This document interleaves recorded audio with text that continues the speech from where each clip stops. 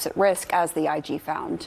All right, right now, lawmakers are demanding answers, and Republicans appear to be growing increasingly dismayed by Defense Secretary Pete Hegseth after that controversial follow-up strike on an alleged drug boat in the Caribbean in September. Do you have confidence in Secretary Hegseth? We'll make our decisions based on the facts of the case. We haven't got the facts yet in front of us in a classified setting. Do you have confidence in him? Would you say that? Can you say if you do? Thanks for your time. And joining us now to discuss this and more, Democratic Senator Jeff Berkley of Oregon. He serves on the important Foreign Relations Committee. Senator, thanks so much for joining us. As you know, CNN is reporting that Pentagon officials have been making the case for that follow-up strike because survivors were still, quote, in the fight, their words, in the fight, and radioing in for help. Is that a satisfactory justification for you? Oh, absolutely not. These are extrajudicial killings. Let's start with the first strike. There is a legal way to board a boat and check and see if there are drugs. It's done by the Coast Guard all the time. But the first strike was extrajudicial. And then you have two helpless men clinging to debris, and perhaps they made a radio call for help. We're getting details on that hopefully soon. But two helpless men clinging to debris, radioing for a rescue, hardly means they're in the fight. They weren't in the fight even before the first strike. How could they be in the fight when they're helpless clinging to debris? And the Defense Department has argued, that theoretically they could have continued the mission by radioing from help and continuing the trafficking. That is what they're arguing. But based on what you just said, do you believe a war crime was committed? And if so, where do you see the accountability? If this was a legal action of war, which is still under dispute, then it would be a war crime. If it was not, it was a murder.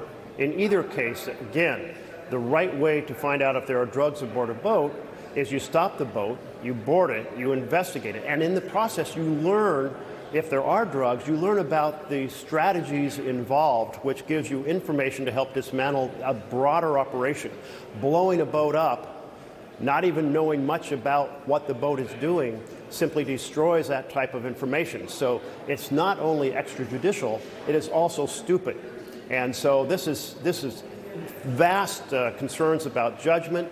And by the way, of course, this is all a prelude to the possible strikes on Venezuela itself. And as you know, according to sources familiar with the Pentagon Inspector General's report, Secretary Hegseth risked endangering the lives of U.S. troops by sharing very sensitive, highly classified war plans on the messaging app called Signal back in March. Hegseth and the Pentagon are painting the report in a very different light. They're saying it's a total exoneration, their words, total exoneration of the secretary. What's your response to that finding? Wolf, I spent several years working for the Secretary of Defense, and in those years there were posters that said, "Loose lips sink ships." And I keep thinking about that in the context of how could anyone in the Pentagon say, we are now going to say this information about when we're conducting a military operation, including when the first strike will happen, would possibly be unclassified. Hegseth is arguing that, well, he unclassified the information right before he put it into the Signal. This is an after-the-action defense that makes no sense to anybody who has any understanding that that type of sensitive information really does endanger a military operation. So between that Pentagon Inspector General report and the controversial follow-up strike in the Caribbean, do you believe Secretary Hegseth should either resign or be removed from his office? Absolutely. Well, what are the conversations like with your colleagues across the aisle? Do you get the sense that that is a growing sentiment? There has been such a sense of my colleagues that they are not ready to confront Trump over the mistakes of this administration, but we have started to see cracks in that following the November election a month ago, where they're starting to feel like they have hitched their wagon to a horse that's going to take them over a cliff, and they better start separating themselves some. So it'll be very interesting to see what the Republicans say after they come out of these briefings today.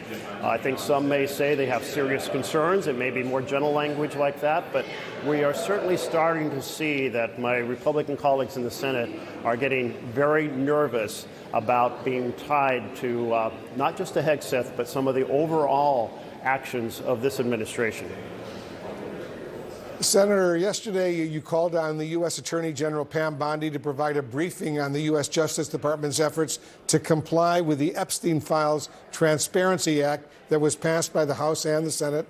Have you received any response at all, or do you have any insight into when the Department of Justice plans to actually release those Epstein files? So Senator Murkowski and I and a couple other senators who were involved in the Epstein bill did ask for this briefing tomorrow. We've not received a response. I doubt we'll receive a response because that's been the general pattern of things. This administration is not responsive even to a bipartisan request for information. The deadline is December 19th.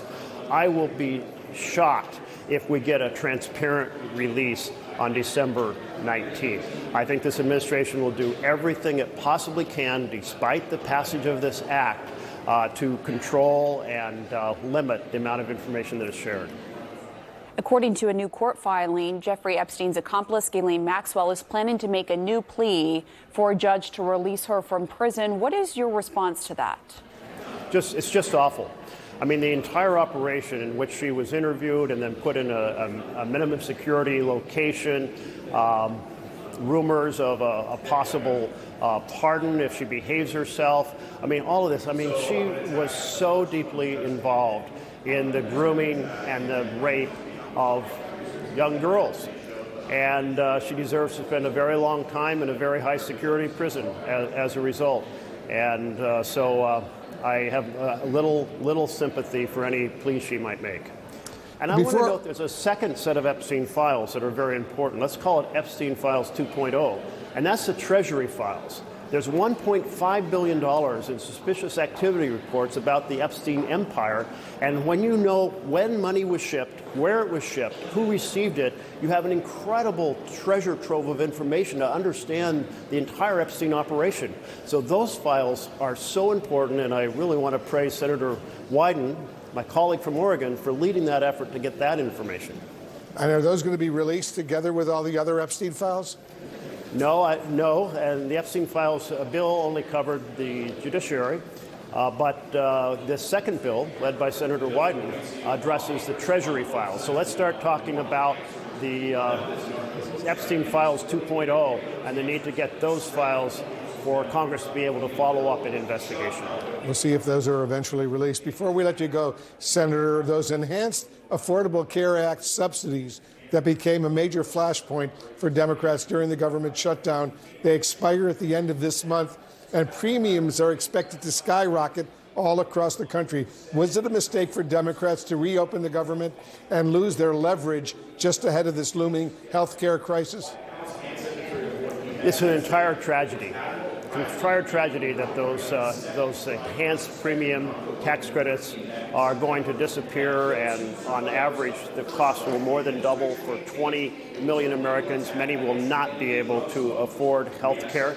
We actually put forward a compromise before the end of those 40 days in which we said, look, you all, Republicans, you are saying that you want to come up with a new health care plan. We know you can't do that overnight. You tell us you can't do it overnight. So we will just ask for a one-year extension of the existing enhanced subsidies. And 75% of the people who get them come from red states. So we're going to be criticized for helping you out, but it's the right thing to do for those 20 million people, and it gets you off the hook. This is a fair compromise.